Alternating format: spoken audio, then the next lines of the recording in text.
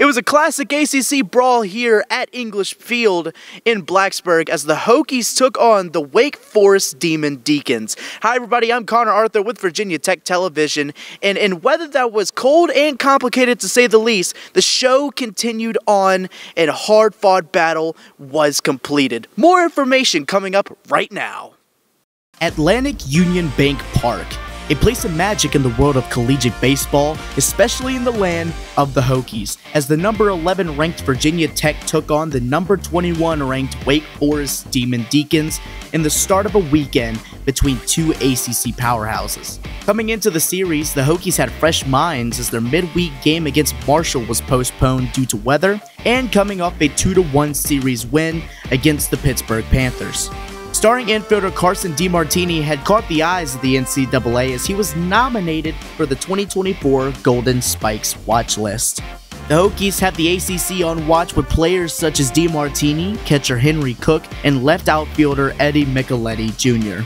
Meanwhile, in Winston-Salem, the Deacons have shown much powerful promise in the ACC, with the committee making Wake Forest the overwhelming favorites to win the ACC just in the preseason.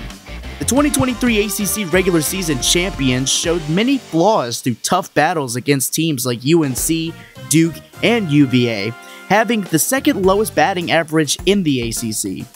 Pitcher Cole Rowland made his season debut against Virginia Tech after being out for months with a stress fracture in his forearm. Before the game, Wake Forest led the all-time series 52-45 with 3 ties.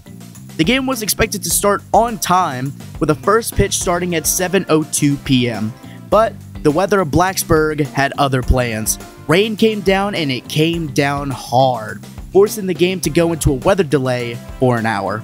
After the hour was over, the sky got more clear and it was time to play ball. The first inning starts out as a breeze through for Hokie pitcher Brett Renfroe, which would lead to a score for DeMartini off of a wild pitch from Chase Burns. The top of the second created a bases-loaded situation for Wake Forest, and a single hit down the center of the diamond forced Wake Forest to bite back, and just like that, the game was tied at 1-1. The top of the third inning showed Wake Forest in a new light, with single home runs from Nick Kurtz and Jake Reinisch, giving the Hokies a 2-run deficit. The bottom of the third had Virginia Tech with bases loaded and a straight bomb out of the park for Eddie Micheletti Jr. for a grand slam. Seeing this, the Hokies went absolutely wild, but unfortunately, it would not last. Wake Forest at the top of the fourth started forming a conga line of RBIs, scoring 5 runs in 1 inning. Cameron Gill, Cam Nelson, Merrick Houston, Nick Kurtz, and Jack Winay would add scores to their stat books. Brett Renfroe was benched out for David Shoemaker, who would also get benched out in the same inning for Jacob Exum. At the end of the fourth inning, the score was 8-5 Wake Forest. Virginia Tech would try to climb back into the game, but would fall flat due to one man, Chase Burns.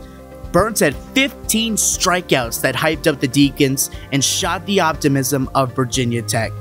It would stay at a standstill for the rest of the game, showing how absolutely unstoppable Chase was at the mound. In an interview with Hokie head coach John Sheaf, he states that Burns had the best arm that he has seen in 30 years and has a lot of potential to go into the major leagues. The Hokies would fall at home 8-5 in the first game of the weekend series.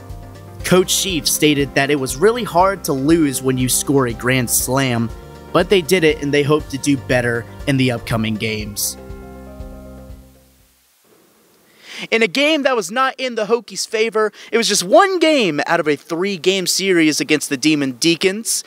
8-5 is your final here from English Field, and it is snowing right now. This is Connor Arthur with Virginia Tech Television saying so long and have an awesome one.